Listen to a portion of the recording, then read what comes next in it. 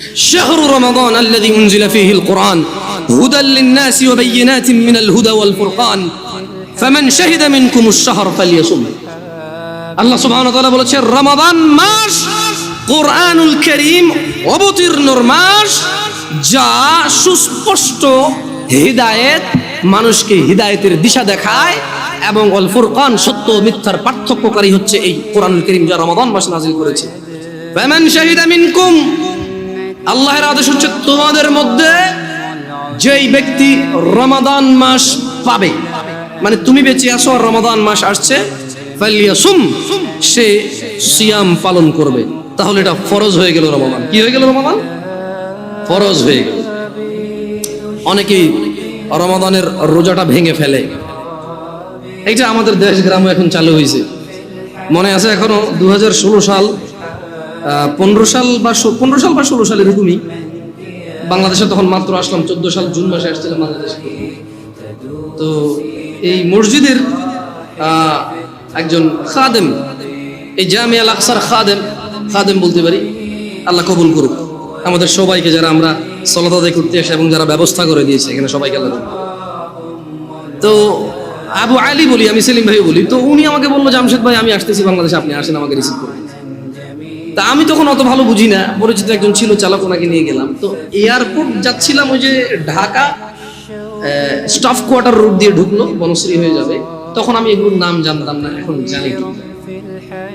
আমি দেখলাম রমাদান মাস, আমি সিয়াম অবস্থায় ছিলাম, দেখলাম যে তাল আছে না, কাঁচা তাল খায় যে মানুষ, তালের এভাবে কেটে বিচিটা বের করে খায়, ওই সিজনটা ছিল তালের সিজন ওই বছর।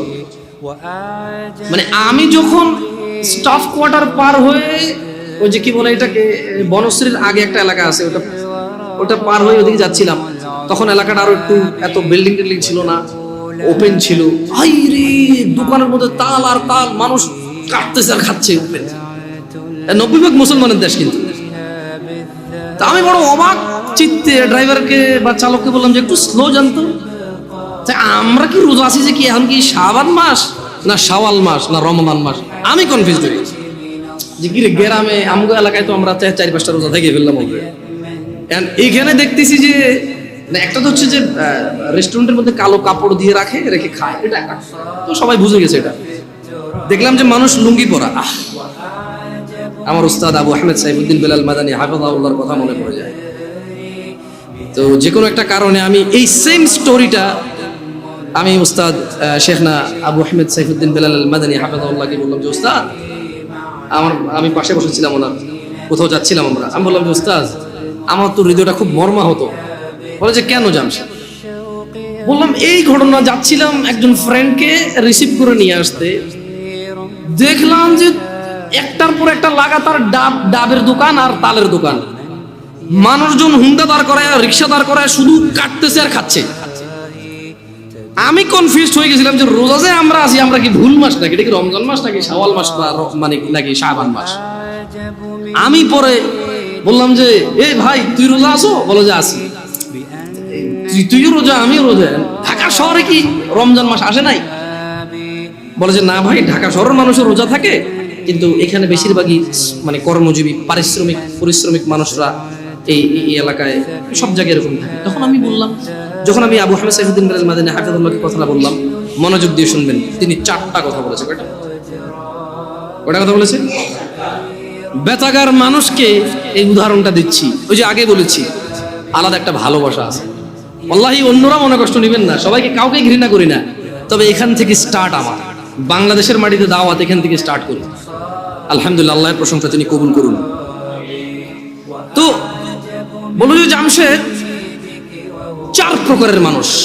কয় প্রকারের মানুষ?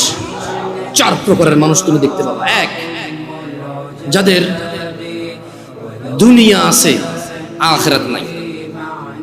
কি আছে? কি নাই? আখিরাত। 2, আখিরাত আছে, দুনিয়া নাই। কি আছে? কি নাই? বলবো যে ধরো দুনিয়াতে অনেক সম্মান, সুনাম, মান, মর্যাদা, অনেক কিছু, কোনো কষ্ট নেই, কিন্তু ওর আখিরাত নাই। মদ খায়, গাঁজা খায়, শিরিক করে, বিদআত করে, সালাত এক ওয়াক্ত পড়ে না, মাঝে মধ্যে কেউ মারা গেলে তার জানাজা যায়, তাও নেতা হিসেবে, ডাক্তার হিসেবে, ইঞ্জিনিয়ার হিসেবে, সায়েন্টিস্ট হিসেবে, এলাকার মুরব্বী হিসেবে, এলাকার কর্তা হিসেবে, বুঝেন নাই, মাতব্বর হিসেবে যায়, এমনি এক ওয়াক্ত সালাত পড়ে। সুদ বোঝে না, ঘুষ বোঝে না, হারাম বোঝে না, হালাল বোঝে না, বাপ মায়ের প্রতি অতটা যত্নশীল নয়, স্ত্রীর প্রতিও যত্নশীল নয়, জানা ব্যভিচার এগুলো নরমাল। তুমি দেখবে তার মৃত্যু পর্যন্ত সে এরকম সুন্দর সুখী জীবন কাটিয়ে গেছে তার মন মতো, তার আখিরাত নাই। এগুলো একটা ক্যাটাগরি।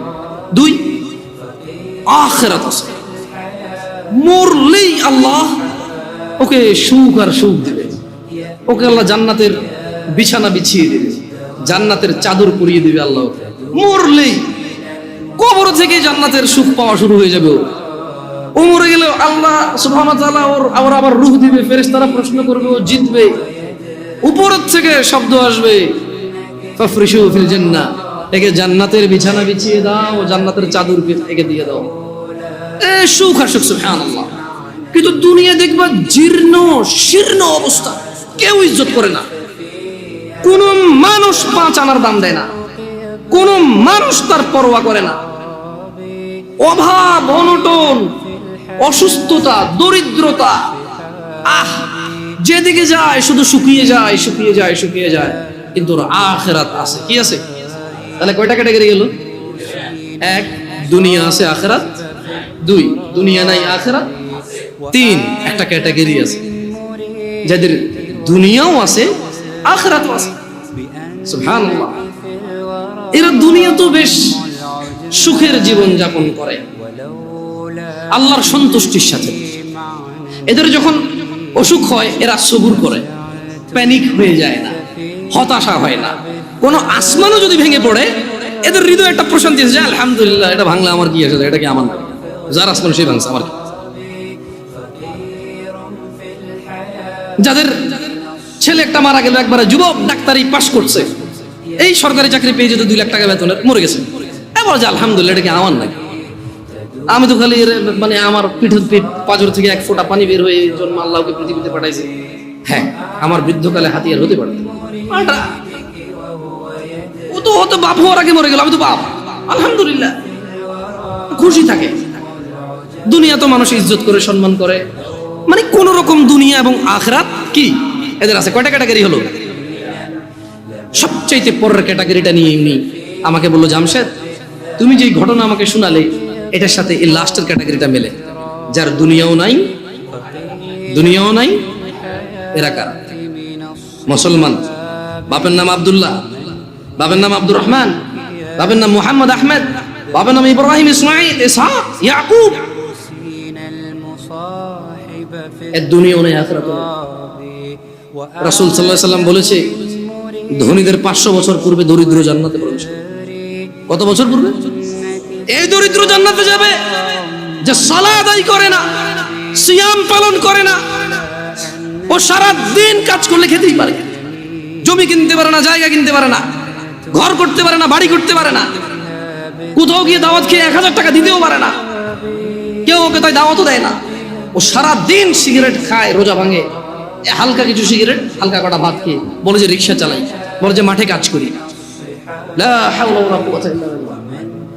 ও তুমি মুসলমান শোনো, সিয়াম এটা ফরজ প্রত্যেক মুসলমান নারী এবং পুরুষের জন্য।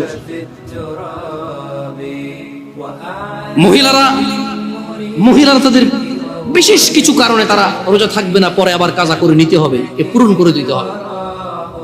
জেনে নাও বেতাকাবাসী, জেনে নাও আমার ভাইয়েরা, যেই রোজাকে তুমি ভাঙছো রমাদান মাসের, তুমি জেনে নাও এটা সাধারণ কিছু না। রাসূল সাল্লাল্লাহু আলাইহি সাল্লাম বলেছে, একটা রমজানের রোজা যে ভাঙলো ইচ্ছা করে, কোনো কারণ ছাড়া, এই লোক রমজানের পরে লাগাতার না, থেমে থেমে না, লাগাতার একটার বদলে 2 মাস রোজা পালন করতে হবে। ভাবা যায় এটা কি? তুমি একটু ভাবো, রমজান মাসের একটা রোজা ভাঙলে রমজানের পরে একটার বদলে কাফারা হচ্ছে লাগাতার 2 মাস সিয়াম। এরপরে এটা গেল জরিমানা, এটা গেল কি? এটা গেল জরিমানা। এরপরেও তোমার মাপ চেয়ে নিতে হবে রোজা যে ভাঙছো বিনা কারণে। তাওবা ইস্তিগফার, আল্লাহর কাছে ক্ষমা চেয়ে নিতে হবে রোজা ভাঙার কারণে। মানে একটা রোজা ভাঙার কারণে 2 মাস রোজা থাকলেও যথেষ্ট। কি বাকি আছে? মাপ চেয়ে নিতে হবে। এবার মাপ পাইছো না পাইছো ওটা কে জানে। একটু ক্লোজ হয়ে বসবেন নাকি, মানুষজন বুঝতে পারছেন, পরে না হয় নামাজের একটা ব্যবস্থা হয়ে যাবে। আবুল আঙ্কেল আসেন, বাইরে ওই কার্পেট টার্পেট থাকলে একটু কিছু বিছিয়ে দেন। আবুল আসেন, দেখো বাইরে কার্পেট টার্পেট থাকলে একটু বিছিয়ে দেওয়ার ব্যবস্থা করো। তাহলে যেই রোজা আমরা ভাঙি এটার একটার বদলে কাফারা কত মাস রোজা? এটা কি মানে ভাঙে ভাঙে রাখা যাবে নাকি লাগাতার? আল্লাহু আকবার।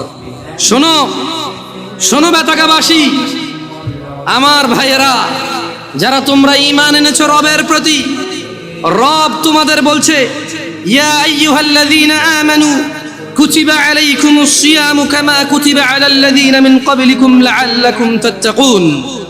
বেতাকাবাসী, তোমরা যারা আল্লাহর প্রতি ঈমান এনেছো, যারা তোমরা ঈমান এনেছো শেষ দিবসের প্রতি, যারা তোমরা জানো এই পৃথিবী চিরস্থায়ী নয়, মৃত্যুর পর সাক্ষাৎ করবে তোমরা পৃথিবীর প্রতিপালক মানুষের স্রষ্টার সাথে, যিনি আমাদের সব কর্মকাণ্ডের হিসেব রক্ষা করছেন এবং সেই হিসেবের সম্মুখীন আমরা হতে হবে। তিনি বলছেন, হে তোমরা যারা ঈমান এনেছো, কুতিবা আলাইকুমুস সিয়াম, তোমাদের উপর রোজাকে ফরজ করা হয়েছে, তোমাদের উপর রোজাকে অনিবার্য করা হয়েছে, তোমাদের উপর রোজাকে করতেই হবে বলে করা হয়েছে। কেউ এটা থেকে পার পাবে না। কামা কুতিবা আলাল্লাযীনা মিন ক্বাবলিকুম, ও মুহাম্মদের উম্মতরা সাল্লাল্লাহু আলাইহি ওয়াসাল্লাম, তোমরা যারা ঈমান এনেছো আল্লাহর প্রতি, জেনে রাখো তোমাদের উপর রমাদানকে ফরজ করা হলো যেমন তোমাদের পূর্ববর্তী, তোমাদের আগে যে নবী রাসূল এসেছে, তোমাদের আগে যে উম্মতরা ছিল, ওদের উপরও যেমন রোজা ফরজ ছিল, ঠিক তোমাদের উপরও তেমন রোজা ফরজ। কেন এই রোজা ফরজ করে আল্লাহ বলছে যে আল্লাহ নাকি এটা দয়া করেছে। তোমরা কি আল্লাহ দয়া নিতে চাও না? নিতে চাও? তবে শোনো, তোমাদের রব বলছে কামা কুতিবা আলাল্লাযীনা মিন ক্বাবলিকুম, যেমনটা রোজা ফরজ ছিল তোমাদের পূর্ববর্তীদের উপরে, তো রোজা থাকলে কি হবে? লাআল্লাকুম তাত্তাকুন। আল্লাহ বলছে এই রোজাকে আমি তোমাদের জন্য বাধ্য করেছি, তোমরা এটাকে থেকে দেখো, তোমরা এটা পালন করে দেখো, একটা মাস তোমরা রোজা রেখে দেখো, দেখো তোমাদের আল্লাহ ভীরুতা বাড়বে, দেখবে তোমাদের আল্লাহর সাথে সম্পর্ক ভালো হবে, দেখবে তোমাদের আল্লাহর সাথে পরিচয় হবে, দেখবে তোমাদের আল্লাহর পরিচিতি বাড়বে, দেখবে তোমাদের আল্লাহর প্রতি সন্তুষ্টি বাড়বে, দেখবে তোমাদের পৃথিবীর মূল্য তোমরা বুঝবে, দেখবে তোমরা পৃথিবী থেকে বিদায় নেওয়ার পরে কোথায় তোমরা যাবে তার মূল্যায়ন তোমরা করতে পারবে। একটা মাস রোজা রেখে দেখো। আল্লাহ বলছে যে ও ঈমান আনছো তো শোনো, এই রোজাটা 1 মাস তোমার উপরে ফরজ এই জন্য করিনি যে তোমার কষ্ট হবে, এই জন্য করেছি যাতে তুমি তাকওয়াবান হতে পারো, যাতে তুমি আল্লাহ ভীরু হতে পারো। যেমন একজন ড্রাইভার ড্রাইভিং শিখায় কি মানুষকে অ্যাক্সিডেন্ট করার জন্য নাকি সুন্দর করে ড্রাইভ করার জন্য? একজন শিক্ষক বই শিখায় কি পড়ালেখা লেখে শিক্ষিত সুশিক্ষিত হওয়ার জন্য নাকি জঙ্গলি মূর্খ গাধাগর্দ হওয়ার জন্য? আল্লাহ বলছে, আমি আমার খুতবার শুরুতে 3টা আয়াত পড়েছিলাম, ইয়া আইয়ুহাল্লাযীনা আমানুত্তাকুল্লাহ, হে তোমরা যারা ঈমান এনেছো আল্লাহকে ভয় করো, হাক্কা তুকাতি, যেভাবে ভয় করা উচিত। তারপর আমি আরেকটা আয়াত পড়েছিলাম, ইয়া আইয়ুহান নাসুত্তাকু রাব্বাকুম, হে মানুষরা তোমরা তোমাদের রবকে ভয় করো। এরপর আমি আরেকটা আয়াত পড়েছিলাম, ইয়া আইয়ুহাল্লাযীনা আমানু, হে তোমরা যারা ঈমান এনেছো ইত্তাকুল্লাহ ওয়া কুলু কওলান সাদীদা, তোমরা আল্লাহকে ভয় করো এবং সত্য কথা বলো। বেতাকাবাসী, তোমার মনে কি প্রশ্ন জাগে না? জামিয়া আল আকসার আজকের মসজিদের সম্মানিত মুসল্লিরা, আপনাদের মনে কি প্রশ্ন জাগে না? আল্লাহ বারবার বলছে ভয় করো রবকে যেভাবে ভয় করা উচিত। হে মানুষ, তোমরা তোমাদের রবকে ভয় করো, যিনি তোমাদেরকে সৃষ্টি করেছেন একজন মানুষ থেকে, তারপর বিভক্ত করেছেন নর এবং নারীতে। আপনাদের মনে কি প্রশ্ন জাগে না? আল্লাহ বলছে যে হে মানুষ, তোমরা যারা ঈমান আনছো তোমরা আল্লাহকে ভয় করো এবং সত্য কথা বলো। কিভাবে আল্লাহকে ভয় করব? প্রশ্ন জাগে কিনা? এই সূরা বাকারার 183 নম্বর আয়াত আল্লাহ বলছে যে কুতিবা আলাইকুমুস সিয়াম কামা কুতিবা আলাল্লাযীনা মিন ক্বাবলিকুম লাআল্লাকুম তাত্তাকুন, তোমাদের উপরে রোজাকে ফরজ করেছি যেমনটা তোমাদের পূর্ববর্তীদের উপরে ফরজ ছিল, যাতে তোমরা আল্লাহকে ভয় করতে পারো। তাহলে আল্লাহ বারবার বলছে আল্লাহকে ভয় করো। আল্লাহকে যে ভয় করছে এর প্রমাণ কি? এটা অনেকগুলো আমালের মাধ্যমে প্রমাণ করতে হবে যে আমরা আল্লাহকে ভয় করি। কিন্তু খুবই ইম্পর্টেন্ট যেটা আল্লাহ সুবহানাহু ওয়া তাআলা উল্লেখ করেছে, একেবারে সরাসরি কথা বলেছে যে কামা কুতিবা আলাইকুমুস সিয়াম লাআল্লাকুম তাত্তাকুন, তোমাদের উপরেও রোজাকে ফরজ করা হয়েছে যাতে তোমরা আল্লাহকে ভয় করতে শিখো। তোমরা কি আল্লাহকে ভয় করতে শিখবা? সামনে রমাদান মাস আসতেছে, তোমরা তোমাদেরকে প্রস্তুত করো।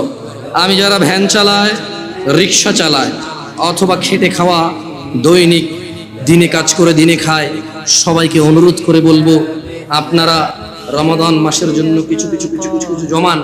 যদি এমনটা হয় যে রিক্সা আপনার রোজা নিয়ে নেবে, ভ্যান আপনার রোজা নিয়ে নেবে, যদি এমনটা হয় মাঠের ওই বীজ বপন আপনার রোজা নিয়ে নেবে, যদি এমনটা হয় ওই গাছ কাটতে গিয়ে আপনার রোজা নিয়ে নেবে, যদি এমনটা হয় ওই মাটি কাটতে গিয়ে মাটি আপনার রোজা নিয়ে নেবে, যদি এমনটা হয় এই বাস ড্রাইভিং, এই বাস আপনার রোজা নিয়ে নেবে, যদি এমনটা হয় মানুষ যে তোমার দিন মজুরি, তোমার দিনের কর্ম তোমার রোজা নিয়ে নেবে, আল্লাহ ভীরুতা নিয়ে নেবে, তবে তুমি বাদ দিয়ে দাও ওই ভ্যান রোজার জন্য। ও এখন বলবে জামশেদ ভাই বড় অযৌক্তিক কথা বললেন, পেট না চললে তখন বুঝতেন। আরে তুমি তোমার মেয়েটা জন্ম হলো বাঁচবে কিনা জানো না, তার জন্য গাছ লাগাও, মাছ পালো, ডিপিএস করো, সুদ ঘুষ হারাম কিচ্ছু তুমি পরোয়া করো না।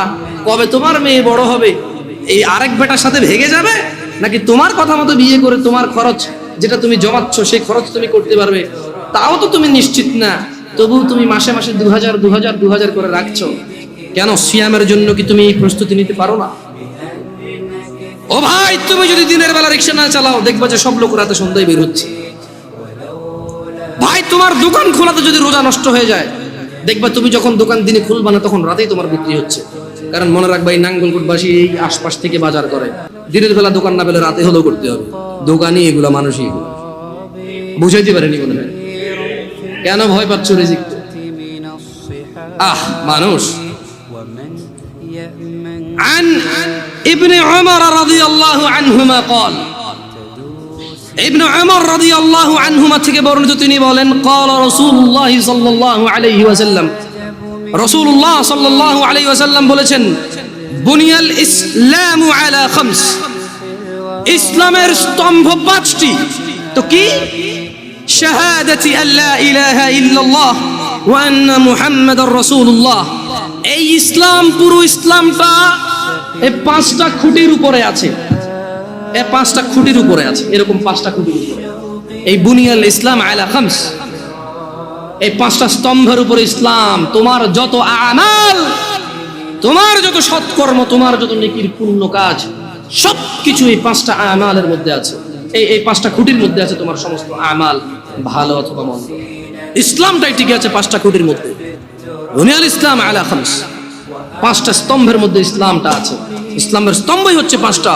তো 1 নাম্বার স্তম্ভ কি? 5টি স্তম্ভের মধ্যে একটি স্তম্ভ হচ্ছে আল্লাহকে সাক্ষ্য দেওয়া যে তিনি ছাড়া কোনো মাবুদ, ইবাদত যোগ্য, উপাস্য যোগ্য, পরোয়া যোগ্য, ভয় যোগ্য দিতে পারে এমন কেউ তিনি ছাড়া নেই। তিনি ওয়াহাব, তিনি রহমান রহিম, ওয়াদুদ, গফুর, করিম, তিনি সত্তার, জব্বার, তিনি কাহার, তিনি বিচার দিবসের মালিক, তিনি পৃথিবীর মালিক, তিনি আসমান ও জমিনের মালিক। লা ইলাহা ইল্লাল্লাহ, কোনো ইলাহ নেই, কোনো মাবুদ নেই, কোনো হকদার নেই আল্লাহ ছাড়া ইবাদতের। এইরকম সাক্ষ্য দেওয়া এবং তার সঙ্গে সাক্ষ্য দেওয়া যে মুহাম্মদ ইবনে আব্দুল্লাহ সাল্লাল্লাহু আলাইহি ওয়াসাল্লাম, আব্দুল্লাহর পুত্র মুহাম্মদ সাল্লাল্লাহু আলাইহি ওয়াসাল্লাম, আমেনার পুত্র মুহাম্মদ সাল্লাল্লাহু আলাইহি ওয়াসাল্লাম আল্লাহর প্রেরিত বান্দা এবং রাসূল। এই সাক্ষ্য যে দিল, সেই ইসলামের একটা স্তম্ভকে দাঁড় করানো নিজের জন্য। ওয়া ইকামিস সালাহ, এবং সালাত প্রতিষ্ঠা করা। সালাত হচ্ছে ইসলামের আরেকটি স্তম্ভ। ওয়া ইতাইজ যাকাত, এবং যাকাত প্রদান করা, যাকাত আদায় করা, যাকাত দেওয়া ইসলামের আরেকটি স্তম্ভ। ওয়াল হজ, এবং সামর্থ্যবান হজ করবে, সামর্থ্যবান যাকাত দেবে। ওয়া সাওমি রমাদান, ইয়া নাস, মানুষ ইসলামের স্তম্ভ 5টি। এই 5টি স্তম্ভের মধ্যে অন্যতম একটি স্তম্ভ হচ্ছে ওয়া সাওমি রমাদান, রমজান মাসে সিয়াম পালন করা, তাহলে যে রমাদান মাসে সিয়াম পালন করে না তার ইসলাম যে 5টি স্তম্ভের উপরে টিকে আছে এটা পড়ে গেল। 5 তলা বিল্ডিং, আরে 5 তলা বাদ দেন, 2 তলা বিল্ডিং। আচ্ছা এই মসজিদটা কোনো তালা আছে এখন? উপরে কি উঠছে? এটা যদি পিলার এখন যদি বুলডোজার দিয়ে ভেঙে দেওয়া হয়, এখানে এটার ভিতরে কেউ এসে বসবে এখন নামাজ পড়তে? পিলার কিন্তু 16-17টার উপরে আছে, জায়গা 18টা আছে মনে হয়, আরো বেশি হইতে পারে, আমি জানি না। যে স্পেস আরো বেশি হইতে পারে পিলার। এতগুলো পিলারের মধ্যে একটা পিলার যদি মানে কেউ যদি বলে যে ভাঙ পিলারটা ভাঙ, ধর এটা ভাঙ, বসবেন না এখানে? আরে ভাই 20, 22টা 17, 18 পিলারের মধ্যে একটা পিলার ভাঙে গেলে বসবেন না? ভাঙিয়া পড়বে না? মাত্র 5টা পিলার ইসলামের। কয়টা? নামাজ একটা পিলার, যেটা অধিকাংশ মানুষের ভেঙে ফেলছে নাই। রমাদান এভাবে যে মানুষ ভাঙে, আমি ঢাকা শহর না গেলে আমি জানতাম। ওই যে তাল খাওয়া না দেখলে ওয়াল্লাহ, আল্লাহর কসম, আমি সৌদি আরবে ছিলাম, মানুষ যেভাবে জনসম্মুখে মুসলমান দাঁড়িয়ে আছে মুখে, আবার তারাবিও পড়ে, চেষ্টা করে মাঝে মধ্যে তারাবি পড়তে, 2 রাকাত 4 রাকাত যা পারে পড়ে। মানুষ যেভাবে সিয়াম মানে তার ইসলামের স্তম্ভটাকে সে নিজে যে ইসলামের উপরে টিকে আছে, সেই ইসলামের স্তম্ভকে যে তার জন্য নিজের জন্য যেভাবে ভেঙে ফেলে এবং সে স্টিল দাঁড়ায় থাকে, মনে করে আরে মরে গেলে কোরআন খতম করে দেবে, শেষ জান্নাত। এখানে মানুষ কোরআন পড়ে না, খতম করে।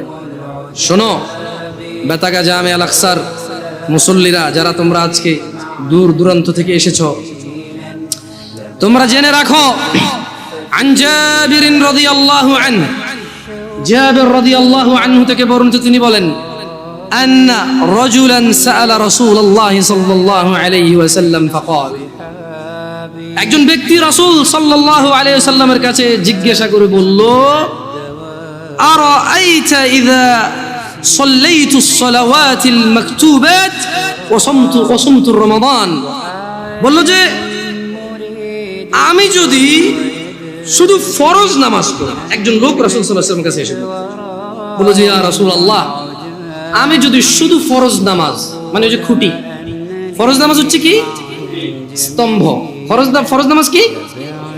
এই লোকটা বলছে যে আমি দিনে শুধু 17 রাকাত নামাজ পড়ব। সে ভিতির পড়বে এমনটা বলেনি, নফল এগুলা বললে আপনারাও কি ছেড়ে দিবেন নাকি ভিতির নফল? আমি মনে হয় নফল আর ভিতি ছেড়ে দেওয়ার জন্য বলতেছি, ঠিক না? বহুত খারাপ এই হুজুর, ঠিক না? এই যে ইউটিউব খোলা আমার লিখবে তো কি খারাপ হুজুর। আমি ভাই হ্যালো, এটা বেনামাজিদেরকে বলতেছি, যারা নামাজ পড়ে না, তাদের নামাজটা তাদেরকে পরিচয় করাই দিচ্ছে। আর ও যখন 17 রাকাত নামাজ পড়বে, ও নিজেই উইতির পড়বে, সুন্নাহ পড়বে, নফল পড়বে, আলহামদুলিল্লাহ। ওর যখন ভালোবাসা চলে আসবে নামাজের সাথে, ও নিজেই এই হুট করে বজু করে 2 রাকাত নামাজ এমনিতেই পড়বে ইনশাআল্লাহ। নামাজটাকে ভালোবাসলে ও উদ্বিগ্ন হয়ে যাবে যে জোহর শেষ হয়ে গেলে আসর কখন আসবে। ওর পীড়া যন্ত্রণা শুরু হয়ে যাবে, আসর হয়ে গেল, কি রে 5:30 বাজে আজান দেয় না, কি রে আজান আসছে কয়টা বাজে রে, 3 মিনিট পেয়ে। আমি দেখছি এরকম মানুষ, আপনারা দেখছেন কিনা? মানে হাঁটতেছি বলো যে কি রে 5:30 বাজে আজান দেয় নাকি দিয়ে দিছে। আমরা ওই ঘুরতে গেলাম আর কি, আমাদের এদিকে এলাকায়, যাক নাম বললাম না, আছে এখানে মসজিদে উপস্থিত আছে মাশাআল্লাহ। তুলো যে জামশেদ আজান তো দিয়ে দিছে মনে হয়, এদিকে কোনো আজান শোনা যায় না। আমরা ওই যে একটা খাল বিল কিছু একটা পাড়ে ছিলাম আর কি, একটু জনমানবের বসতি একটু বাহিরে। তো আমার বললো যে না ভাই 5:30 বাজে আজান দিয়ে দিছে। না বললাম ভাই মোবাইলে আজান দিয়ে, মোবাইলে আজান বলেছে একটু দেখেন তো আপনার টাইম ঠিক আছে কিনা, মোবাইল ঠিক আছে। আমি দেখেছি ওর উদ্বিগ্নতা সলাতের জন্য। একসাথে আসর আদায় করেছিলাম আমরা, 3-4 জন ছিলাম। এই 3-4 জনের মধ্যে একজন পরেশান হয়ে গেছে, 5:30 বাজে গেছে, মাগরিব আজান দেয়নি এখন। দিন ছোট ছিল, 5:20-25 যখন আজান হয় তখন। তো শোনো ব্যথাকার মানুষ, রাসূল সাল্লাল্লাহু আলাইহি ওয়াসাল্লামের কাছে একজন ব্যক্তি এসে বলল, ইয়া রাসূলুল্লাহ, আমি যদি শুধু দিনে 17 রাকাত ফরজ সালাত আদায় করি এবং রমজান মাসে রোজা রাখি, ওয়া আহলালতুল হালাল ওয়া হারামতুল হারাম, এবং হালালকে হালাল হিসেবে, হারামকে হারাম হিসেবে মেনে চলি, ওয়ালাম আযিদ আলা যালিকা শাইআ, আদখুলুল জান্নাহ। একজন লোক কার কাছে এসেছে? মুস্তাফা সাল্লাল্লাহু আলাইহি ওয়াসাল্লামের কাছে এসে বলল, ইয়া রাসূলুল্লাহ, আমি যদি দিনে শুধু ফজর 2, জোহর 4, আসর 4, মাগরিব 3, ইশা 4, ব্যাস, কম না বেশিও না,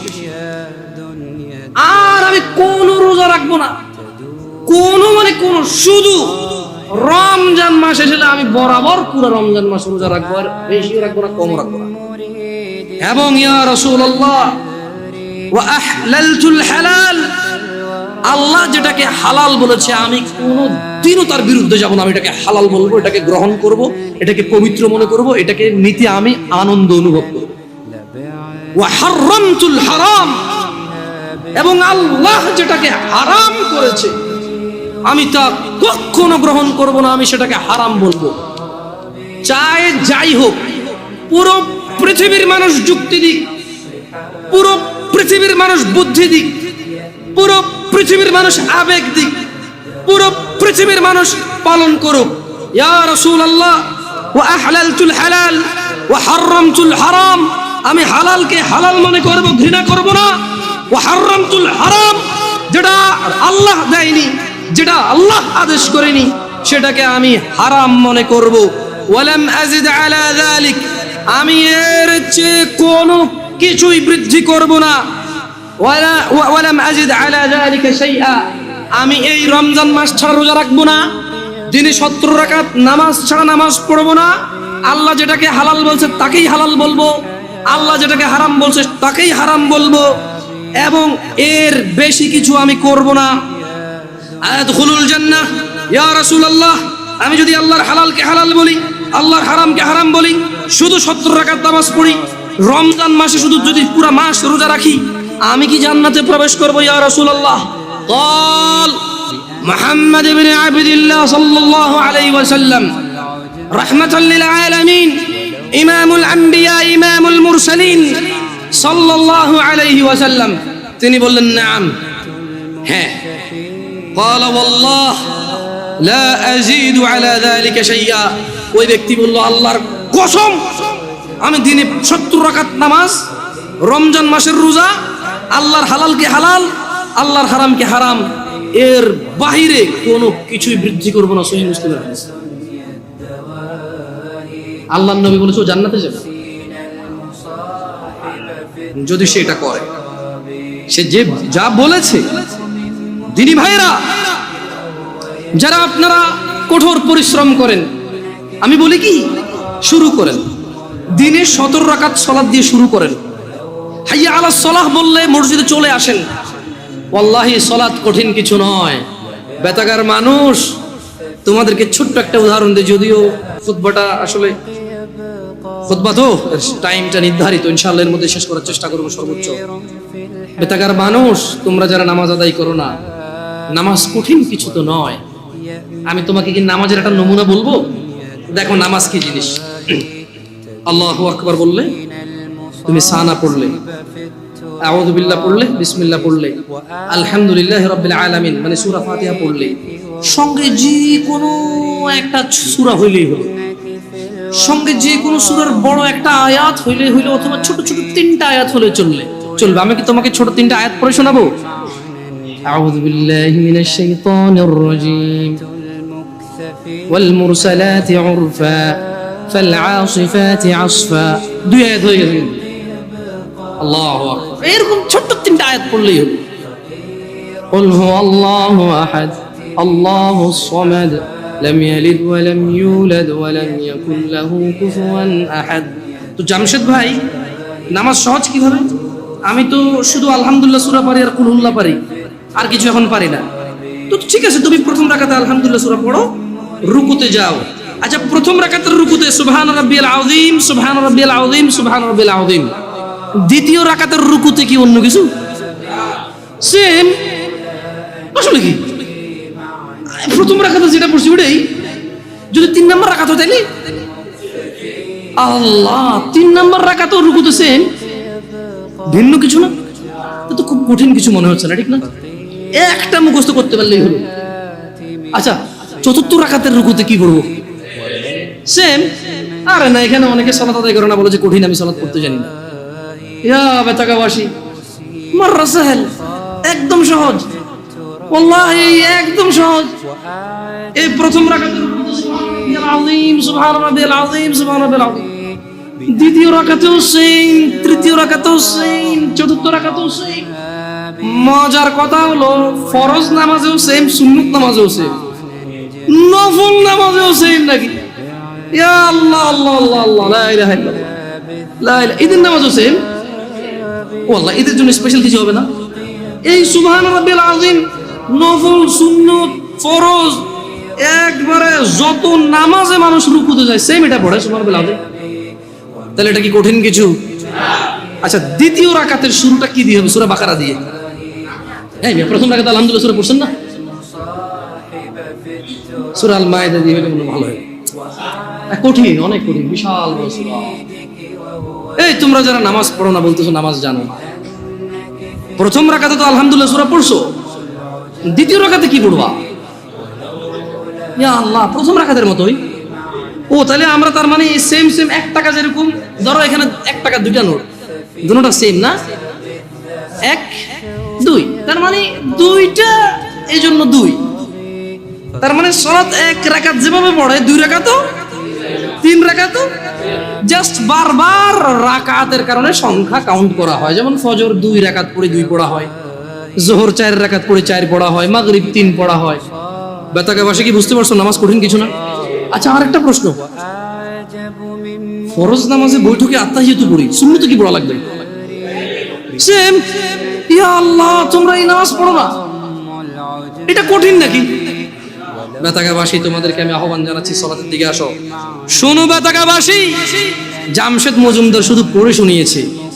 হাদিস জাবির রাদিয়াল্লাহু আনহু থেকে বর্ণিত, সহিহুল মুসলিমে উল্লেখিত হাদিস।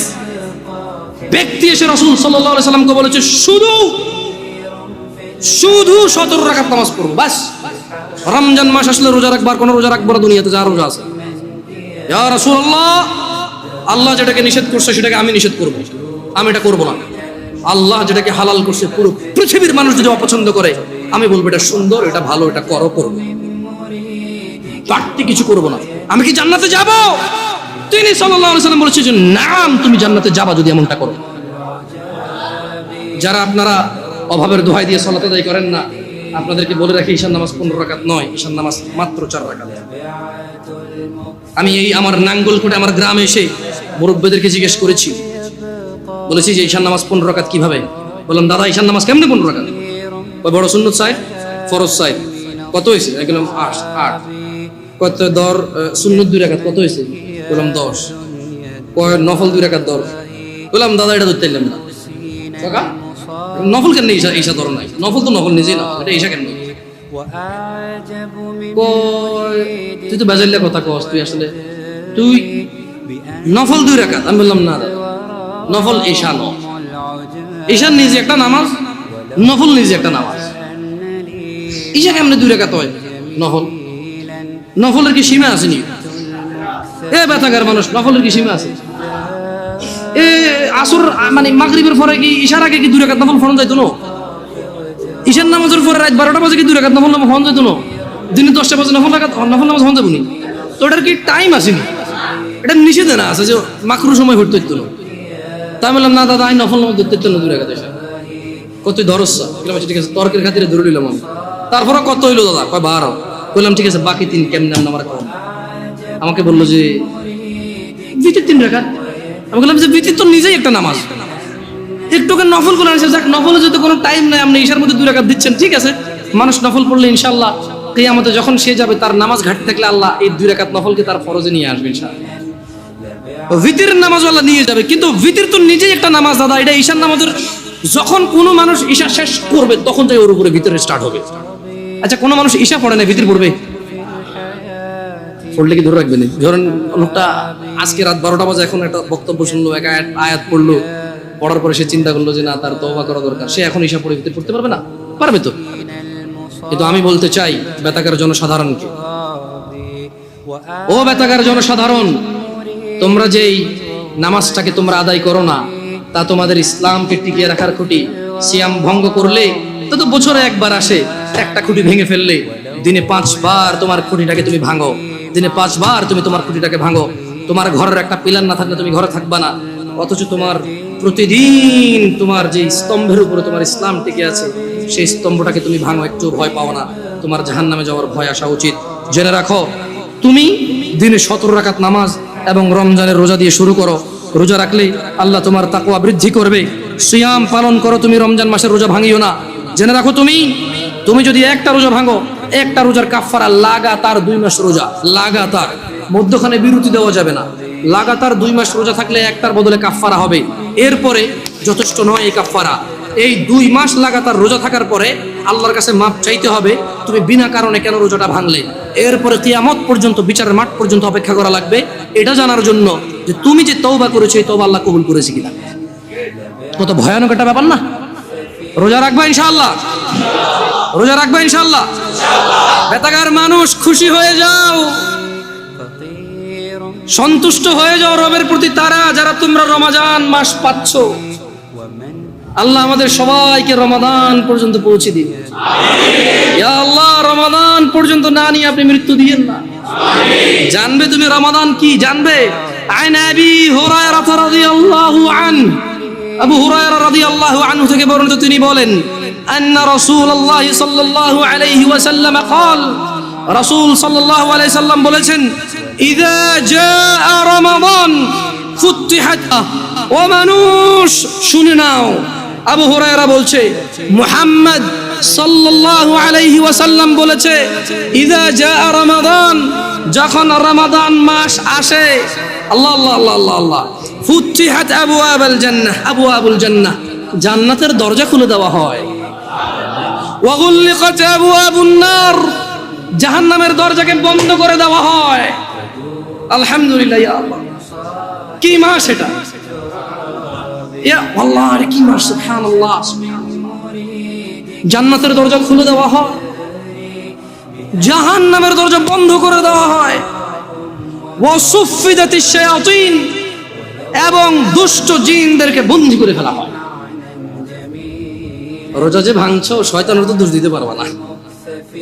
রমজান মাসে যারা নামাজ পড়ো না তারা তো ইবলিসের দোষ দিতে পারবে না। যদিও কিয়ামতে ইবলিসের দোষ দিয়ে পার পাওয়া যাবে না রমজান মাস ছাড়াও, কিন্তু বড় আফসোস যারা রমজানের সিয়াম পালন করে না, 5 ওয়াক্ত সালাত আদায় করে না, জিনা করে, ধূমপান, মদ পান করে, গাঁজা পান করে, যারা রমাদানে জুলুম করে স্ত্রীদের প্রতি, যারা ছেলে সন্তানের প্রতি জুলুম করে, যারা গালাগালি মারামারি করে, তোমরা রমাদানে ইবলিসের তো দোষ দিতে পারবে না। তাহলে মেনে নাও, মিনাল জিন্নাতি ওয়ান নাস, শয়তান 2 রকম, একটা মানুষ শয়তান, একটা জিন শয়তান।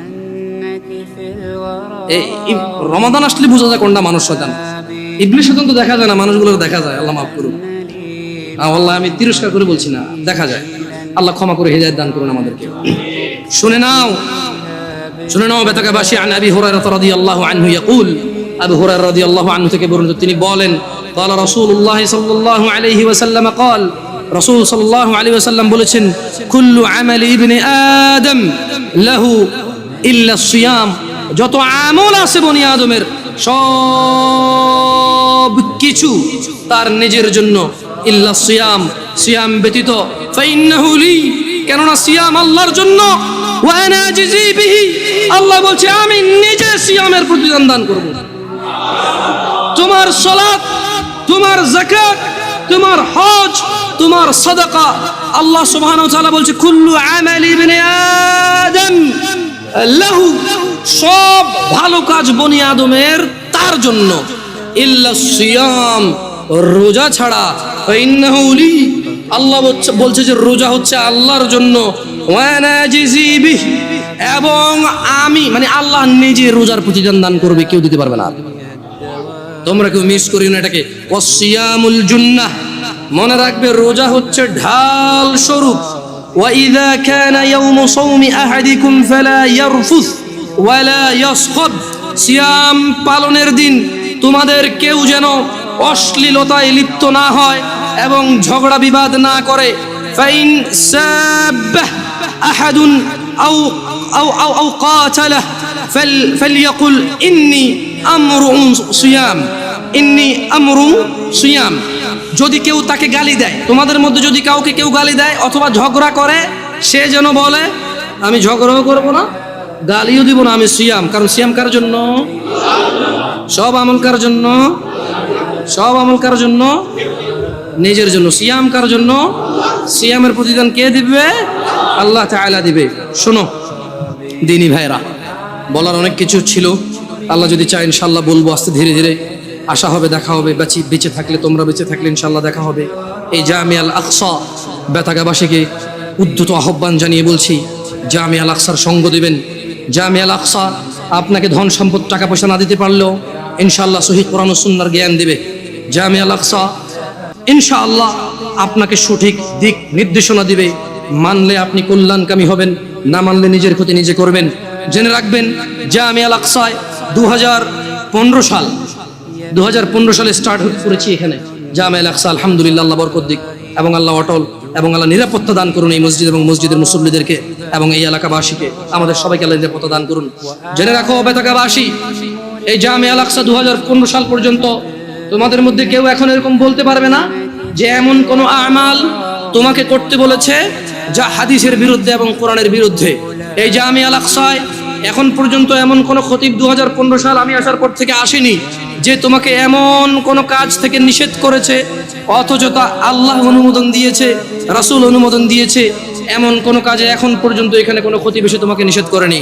বেতাগাবাসী, তোমরা এই মসজিদের সঙ্গে থাকলে হয়তো হালুয়া রুটি পাবা না, খিচুড়ি বিরিয়ানি পাবা না, মিষ্টি জিলাপি পাবা না, তবে ইনশাআল্লাহ একটা একনিষ্ঠ দিন পাবা যা কোরআনের উপরে ভিত্তি করে, যা হাদিসের উপরে ভিত্তি করে। তোমরা এই মসজিদকে আঁকড়ে ধরো। তোমরা অবশ্যই জামিয়া আল আকসার শুক্রবারের জুমার খুতবাটা মিস করিও না। জেনে রাখবে জামিয়া আল আকসা কোনো কিস্সা কাহিনী বলে না। জামিয়া আল আকসা এই বেতাগা নাঙ্গলকোট পৌরসভা 1 নম্বরের এই মসজিদ 2015 সালের পর থেকে এখন পর্যন্ত মানুষকে কিস্সা কাহিনী বলে খুতবা শোনায়নি। চেষ্টা করেছে যত খতিব এসেছে এখানে কোরআনের আয়াত বলে, হাদিস পড়ে তার বঙ্গ অনুবাদ সমসাময়িক বাস্তবিক 2-1টা উদাহরণ দিয়ে ব্যাখ্যা করে তোমাদেরকে বলার চেষ্টা করেছে। হ্যাঁ, এই জামিয়া আল আকসার খুতবা অধিকাংশ সময় তোমাদের ইচ্ছার বিরুদ্ধে গেছে, অধিকাংশ সময় তোমাদের মতের বিরুদ্ধে গেছে। জামিয়া আল আকসার খুতবা অধিকাংশ সময় তোমাদের জ্ঞান যা তোমরা জানতে তার বিরুদ্ধে গেছে। কিন্তু জেনে রাখো, একবারও এটা তুমি বলতে পারবে না যে অমুক সূরার অমুক আয়াতের বিরুদ্ধে গেছে, অমুক হাদিস গ্রন্থের অমুক হাদিসের বিরুদ্ধে গেছে। তোমরা জামিয়া আল আকসাকে ভালোবাসো আল্লাহর জন্য, আল্লাহ তোমাদেরকে ভালোবাসুন। জেনে রাখো রাসূল সাল্লাল্লাহু আলাইহি ওয়াসাল্লাম বলেছে, কুল ইন কুনতুম তুহিব্বুনাল্লাহ, এদেরকে বলে দিন এরা যদি আল্লাহকে ভালোবাসে, ফাত্তাবিউনি, তাহলে যাতে মুহাম্মদ সাল্লাল্লাহু আলাইহি সাল্লামকে এরা যাতে ভালোবাসে, ইউহিব্বুকুমুল্লাহ, যারা মুহাম্মদ সাল্লাল্লাহু আলাইহি সাল্লামের অনুসরণ করবে আল্লাহ তাদেরকে নিজেই ভালোবাসবে। বেতাগাবাসী, তোমরা সন্তুষ্ট হও, আল্লাহর প্রশংসা করো যে তোমাদের মাঝে এমন একটা মসজিদ হয়েছে যে মসজিদে কোনো কিস্সা কাহিনী হয় না, কোরআন এবং হাদিসের আলোচনা হয়। হ্যাঁ, আমি আবারও বলছি, তুমি সন্তুষ্ট হও। তোমার বিরুদ্ধে যায়, তোমার জ্ঞানের বিরুদ্ধে যায়, কিন্তু রবের পক্ষে আসে, রাসূলের পক্ষে আসে, তুমি সন্তুষ্ট হও। তোমার সন্তুষ্টির কারণ হওয়া উচিত। ওয়া আখিরু দাওয়ানা আলহামদুলিল্লাহি রাব্বিল আলামিন। আকুলু কওলি হাযা ওয়াস্তাগফিরু লি ওয়া লিসাইরিল মুমিনিনা ওয়াল মুমিনাত ফাস্তাগফিরুহু ইন্নাহু হুয়াল গফুরুর রহিম। সবাই ইস্তিগফার করুন।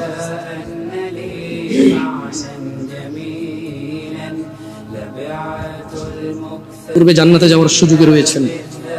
আল্লাহর প্রশংসা করেন। ধনী এবং দরিদ্রতা এবং সম্পদ এগুলো আল্লাহর দেওয়া পরীক্ষা। যেমন কেউ মহিলা হয়েছে, কেউ পুরুষ হচ্ছে, কেউ গরু হয়েছে, কেউ ছাগল হয়েছে, কেউ মানুষ হয়েছে, কেউ জিন হয়েছে। আল্লাহ যাকে খুশি যেভাবে খুশি প্রেরণ করেছেন এই পৃথিবীতে, কাউকে মানুষ করে, কাউকে জিন করে, কাউকে গরু করে, কাউকে ছাগল করে।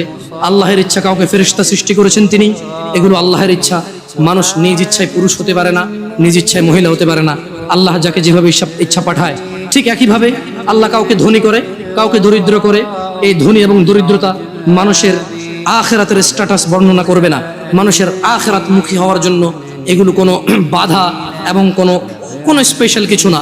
আপনি আপনার অবস্থান নিয়ে সন্তুষ্ট থাকেন। যারা আপনারা দরিদ্রতায় আছেন, কষ্ট করে খেতে হয়, আপনারা আল্লাহর সন্তুষ্টিতে থাকেন। রাসূল সাল্লাল্লাহু আলাইহি সাল্লাম আপনাদেরকে ধনীদের 500 বছর পূর্বে জান্নাতে যাওয়ার কথা বলেছেন। এটা আপনাদের জন্য যথেষ্ট হওয়া উচিত। আপনারা আপনাদের দুনিয়া এবং আখিরাত হারায়েন না। এত কষ্ট করে চলতে হয় দুনিয়ায়, এত কষ্ট করে চলতে হয় দুনিয়ায়। আখিরাতের সুখটাকে হারায়েন নাই কষ্টের মধ্যে। মনে রাখবেন, কিয়ামত দিবসে সর্বনিম্ন যাকে আযাব দেওয়া হবে তার পায়ের নিচে একটা কয়লা রাখা হবে, জাহান্নামের একটা ছোট্ট একটা কয়লার টুকরা, ছোট্ট একটা কয়লার টুকরা। তার মাথার মস্তিষ্ক টকবক টকবক টকবক করবে। এটা সর্বনিম্ন শাস্তিদাতার হবে। এই পৃথিবীতে আপনি এত কষ্ট নেই, আমি এত কষ্ট নেই। মনে রাখবেন, এই পৃথিবীর সবচেয়ে সুস্থ মানুষটাও মরে। আপনি অসুস্থ হলে আল্লাহর প্রতি অসন্তুষ্ট হইন না। মনে রাখবেন, এই পৃথিবীর সবচেয়ে ধনী মানুষও 60, 70, 80 বছরই বাঁচে। আপনিও 60, 70, 80 বছরই বাঁচতেছেন। আপনার দরিদ্রতা আপনার জীবনকে কমায় না, ওর ধনাঢ্য, ওর সম্পদশীলতা ওর জীবনকে বাড়ায় না। সন্তুষ্ট হয়ে যান রবের প্রতি। আর আমি আবারও বেতাগাবাসীকে বলি, নিসফে শাবান, যেটাকে আপনারা সবে বরাত বলেন, এখন থেকে 10 বছর পূর্বে এই এলাকায়, আমি পুরো বাংলাদেশের কথা জানি না, এটা নাঙ্গলকোট, কুমিল্লা, আমি এই এলাকার ছেলে, এই এলাকার আমল আমি চিনি। এখন থেকে 12-15 বছর পূর্বে এখানে মানুষকে বাদের বিচি খাওয়ানো হইতো, পুকুরে গোসল করানো হতো আসরের পরে। এই উদ্দেশ্যে বাদের বিচি খেলে ও সাঁতার কাটতে জানবে, ও আর ডুববে না পানিতে। বাদের বিচি খেয়েছিলেন? ও আল্লাহ, আপনার বয়স তো মাশাআল্লাহ অনেক। আমি পাইছি, আমাদের বাদি গাছ ছিল, আমার মা ছোট ছোট লাল কালারের বিচি আর সবুজ কালারের বিচি। এখন তাও কি পুকুর নিচে ডুব দিয়ে খাইতে হবে? এমনি আগে খাইলে হবে না, আসরের নামাজের পরে পানিতে নামতে হবে। এগুলো বললে আপনারা রাগ করেন। ইউটিউবে পোলা পান যারা, আরে ভাই আপনি ঢাকা শহরে বসবাস করেন, চট্টগ্রাম শহরে বসবাস করেন, মাশাআল্লাহ, স্কুল দেখেছেন, কলেজ দেখেছেন, ইউনিভার্সিটি দেখেছেন, বিবেক বুদ্ধি কাজ করে। আমাদের সমাজে এখনো অনেক আছে যারা বাদের বিচি খায়, যারা মনে করে শাবান মাসে কোরআন নাজিল হয়েছে, যারা মনে করে শাবান মাসে ভাগ্য লেখা হয়। আমাকে ফিতনাবাজ বলিয়েন না, আমি বলি বলেই আজকে আপনি নিসফে শাবান শব্দটা শুনতে পেয়েছেন। আমি বলে বলে আপনি আজকে সবকে ফার্সিতে আর বরাতকে আরবিতে চেঞ্জ করেছেন, কিন্তু আগে শুধু ফার্সিতে বলতেন সবে বরাত। রাগ করিয়েন না আমাদের উপর। আর রমাদান আসতেছে, মানুষ রমাদান মাস জান্নাতের দরজা খুলে যায়, জাহান্নামের দরজা বন্ধ করে দেওয়া হয়, শয়তানদেরকে বেঁধে ফেলা হয়। মানুষ রমাদান মাসে কোরআন নাজিলের মাস, তোমরা কোরআনুল কারীম শিক্ষার একটা ব্যবস্থা গ্রহণ করো, এই রমাদান মাসকে তোমরা কাজে লাগাও। আমি এই বলে আমার খুতবা শেষ করব ইনশাআল্লাহ তাআলা। ইন্নাল্লাহা ওয়া মালাইকাতাহু ইউসাল্লুনা আলান নবী ইয়া আইয়ুহাল্লাযীনা আমানু সাল্লু আলাইহি ওয়া সাল্লিমু তাসলিমান কাসীরা। আল্লাহুম্মা সাল্লি আলা মুহাম্মাদ ওয়া আলা আলি মুহাম্মাদ কামা সাল্লাইতা আলা ইব্রাহিম ওয়া আলা আলি ইব্রাহিম ইন্নাকা হামিদুম মাজিদ। আল্লাহুম্মা বারিক আলা মুহাম্মাদ ওয়া আলা আলি মুহাম্মাদ কামা বারাকতা আলা ইব্রাহিম ওয়া আলা আলি ইব্রাহিম ইন্নাকা হামিদুম মাজিদ। আল্লাহ সুবহানাহু ওয়া তাআলা আমাদের সবাইকে রমাদানের নেকি অর্জন করার তৌফিক দান করুন। আল্লাহ তাআলা আমাদেরকে রমাদানের পূর্বে যে কয়দিন সময় আছে, রমাদান নিয়ে চিন্তা ভাবনা এবং একটা প্রস্তুতি নেওয়ার সুযোগ দান করুন। তিনি আমাদেরকে তৌফিক দান করুন। রমাদান মাস উপলক্ষে তিনি আমাদের ভিতরে কোরআনুল কারীমকে গেড়ে দিন, তিনি আমাদের কোরআনের জ্ঞান বৃদ্ধি করে দিন, তিনি আমাদের রিজিক বরকত দান করুন, তিনি আমাদের সুস্থ এবং সবল রাখুন, তিনি আমাদের জীবন ধন সম্পদের নিরাপত্তা দান করুন। আল্লাহ, আপনি রমাদান পর্যন্ত আমাদেরকে পৌঁছে দিন। আল্লাহ, আপনি অনেকগুলো রমাদান আমাদের লাইফে, আমাদের নসিবে আপনি তৌফিক দান করুন। ইয়া আল্লাহ, ইয়া আল্লাহ, রমাদান যত কল্যাণ আছে সবগুলো আপনি আমাদেরকে দান করুন। ইয়া আল্লাহ, রমাদানে যত তাকওয়া আছে আপনি আমাদেরকে দান করুন। ইয়া আল্লাহ, রমাদানে মানুষ যতটুকু উপকৃত হওয়া সম্ভব আপনি আমাদেরকে ততটুকু উপকৃত করুন।